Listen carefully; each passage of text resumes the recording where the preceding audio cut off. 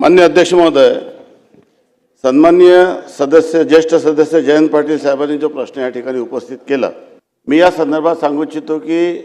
ही बाब सत्य आहे की जे पंजाबराव देशमुख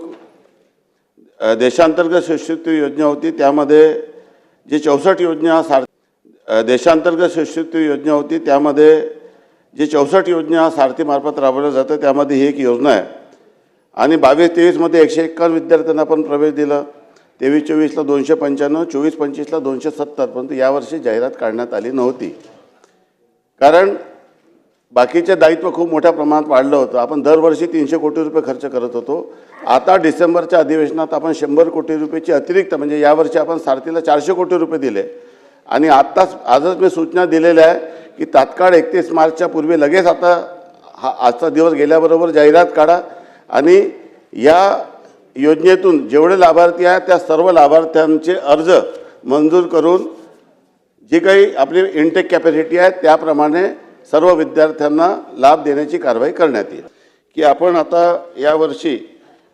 नागपूर, अमरावती, मुंबई, छत्रपती संभाजीनगर विभागीय 500 मुलांची वसतिगृह सुरू करण्याचा प्रस्ताव पूर्वी शासनाने नियोजन विभागाकडे पाठवलेला आहे। ही बाब शासनाच्या विचाराधीन आहे, त्यामुळे सरकार मराठा समाजाच्या पाठीशी आहे। ज्या योजना ज्या पद्धतीचा निधी लागत असेल ते देण्याचा प्रयत्न आहे।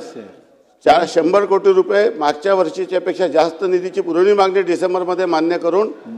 या विद्यार्थ्यांचे अर्ज आपण निकाली लावत आहोत, हे मी सभागृहाला या ठिकाणी सांगू इच्छितो। अध्यक्ष महोदय,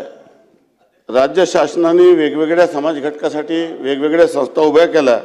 मग आरटी, सारथी, बार्टी, महाज्योती, TRT, अमृत हे वेगवेगळ्या प्रवर्गासाठी आपण या ठिकाणी निर्माण केल्या। मी पूर्वी सभागृहाला सांगितलं की जी या विभागाची मागणी होती त्यापेक्षा 100 कोटी रुपये अतिरिक्त निधी दिलेला आहे आणि 11 नोव्हेंबरलाच आता आमची बैठक झाली होती,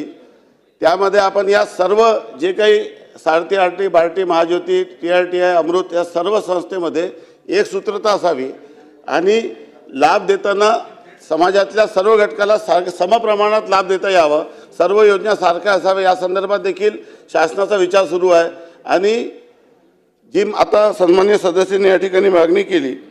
त्या संदर्भात सांगू इच्छितो की यावर्षी 230 कोटी रुपये आपण वितरित केलेले आहे 300 कोटीपैकी आणि 70 कोटी वितरणाची कारवाई सुरू आहे। सोबत 100 कोटी रुपयाची जी अतिरिक्त प्रोव्हिजन आपण या ठिकाणी केलेली आहे ती देखील 31 मार्चच्या पूर्वी वितरित करून हा दायित्व आपण संपू, एवढं मी या ठिकाणी सांगू इच्छितो।